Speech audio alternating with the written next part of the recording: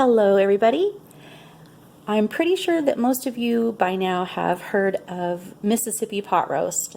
I even made a video about it when I was cooking a pot roast in the Instant Pot to show you how you could cook your pot roast a little faster. So today I'm going to do something a little bit different for the people who may want to do a chicken version instead of beef. We're going to make the Mississippi chicken. And for those of you who don't know what the Mississippi thing is all about, basically this recipe was created by a woman named Robin Chapman several years ago, and it made it by her girlfriend into the church cookbook. And then people started making it, and then, you know, when the internet became popular, people posted it online, and eventually it just blew up. And the Mississippi pot roast is really one of the most popular recipes out there. And there are some variations on it, you know, because people want to make it their own. And for this one, I'm going to make it with chicken. And I have here a mixture of chicken thighs, and also they are frozen, and they are really frozen. I found these in the bottom of my freezer, and a bag of chicken thighs have been in there a while, so I thought, well, I need to find something to use those for. And then I also have some fresh chicken breasts that I just cut in half, because I have people in my family who prefer white meat, and these are going to cook at the same time, so why not?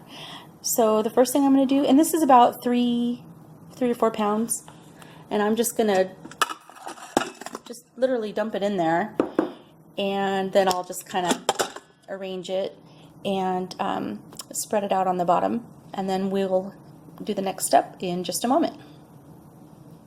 Okay, I have everything in pretty much one layer, and it doesn't matter which one's on the bottom or the top or whatever. And so the next thing that I'm going to put in is just a half a cup of chicken broth, just right over the top. And because you're going to need some liquid to bring the Instant Pot up to pressure, and you may as well use broth. If you don't have broth, just use water, that's fine. And the next ingredient, which is very classic for the Mississippi recipes, is the pepperoncinis.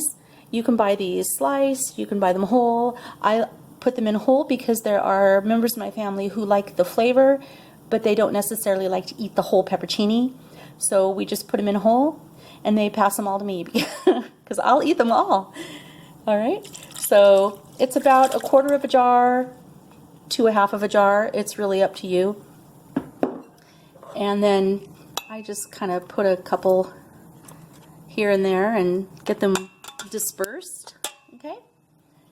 And sorry, it's getting a little bit dark in here. It's getting towards the end of the day, so I'll bump up the light, and let's see if we can see a little bit better in there. How's that? Okay. Then the next ingredient is a package of au jus. I tore the label off, but it's au jus, spelled A-U and then J-U-S. And basically you could use this or the brown gravy mix.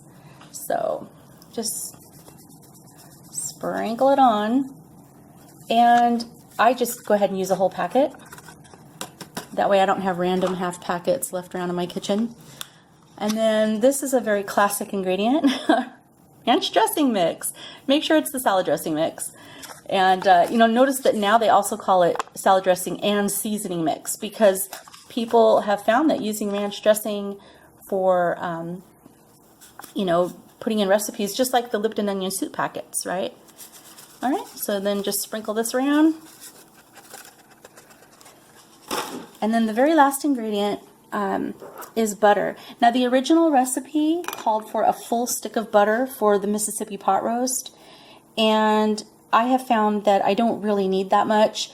However, if you love butter, and you know, butter really is an essential ingredient, in a lot of sauces, and it can bring them together and make them luscious and creamy and velvety and all that, and of course the flavor.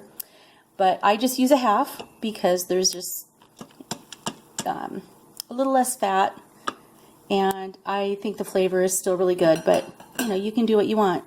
And then basically that's it for the ingredients. So we're just going to get the lid on and go ahead and set this thing to cook. Okay, and then don't forget to set your sealing your knob to the sealing position. Okay, then we're going to go ahead and we're going to set the time.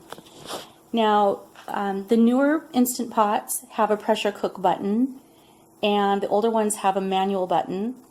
And you might ask, well, hey, mine has a poultry button. Why aren't you going to use that? And the reason why is these preset buttons, they are all preset times and preset pressure, be it low or high, if you have the Duo. The Lux doesn't have low pressure, by the way. And I may as well just use manual so that I can put in the timing that I want. And so that's what I'm going to do. Okay, we're going to cook this for about 8 minutes. I would say anywhere from 8 to 10 minutes is fine. And I just found that with some recipes, I like to do a natural release, which means that when the cooking cycle is done, you don't disturb the pot and for however many minutes the recipe states. And then after the natural release time is up, then you can turn it off and manually release the rest of the pressure. So what we're going to do is we're going to set for 8 minutes. So for me, I have a manual button because this is a little bit older Duo.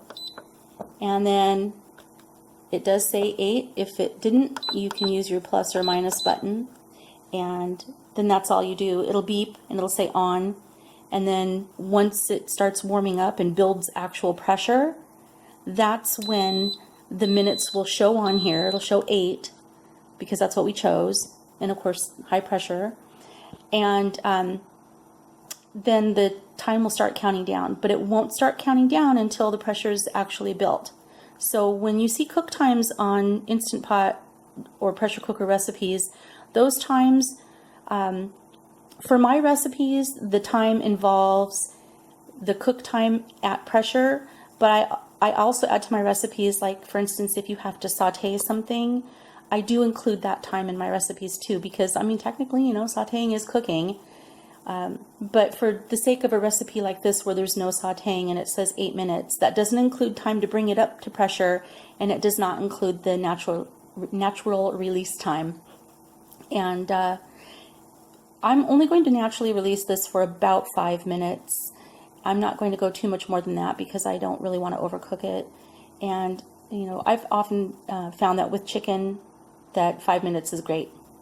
You know, so that's what I like to do.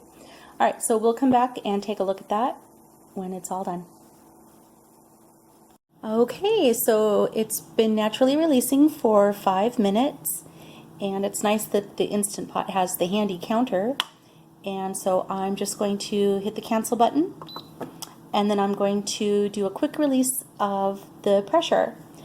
Now, for some things, when you quick release, you can just go ahead and, you know, move the steam release knob over. There are times though where you may want to do what we call a controlled quick release. Usually, and I'm digressing a little bit, but I figure I may as well explain. A controlled quick release is really handy with things like mac and cheese and pastas, and maybe something that's very saucy, like a really saucy spaghetti or something like that. And the reason why is because once you turn this and the steam starts coming out, it's pretty forceful if it hasn't been, you know, naturally releasing for very long.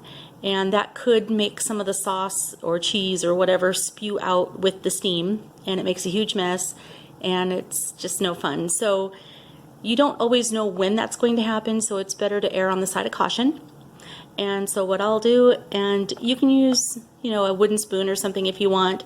Honestly, I just use my finger after it's been sitting for a while because usually there's not that much pressure, but I'm not going to recommend that.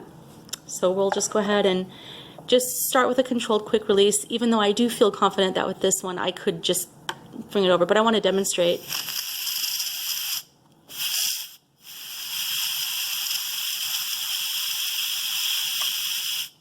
So I'm just tapping it and just releasing some of the steam. I'm not opening it all the way yet.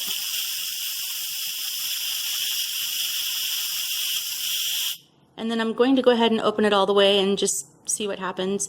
If you do ever open it all the way and you start to see something come out, just just close it again and then do the controlled quick release. Okay. And it looks good. Okay, so here's what we have. Look at how much liquid is in there. And we only put in a half a cup of broth, and that was barely a half a cup of the peppercini juice. So a lot of the chicken has a lot of water in it. So I'm just going to go ahead and remove some of this to a plate. And of course you're going to notice that the thighs are going to be a little more fall apart than the breast meat. I mean, that makes sense. Smells really good. Okay, and I'm going to get another piece of the breast meat out here. Okay, so you can see this is really tender. Sorry about the bad lighting, my daylight is gone. But see, I can just kind of shred it. This is the breast, obviously, and I can just shred it with the tongs. Just grab a fork and shred it. And then the chicken thighs, which this is a little thigh here, I mean, that's just about as tender as it could get.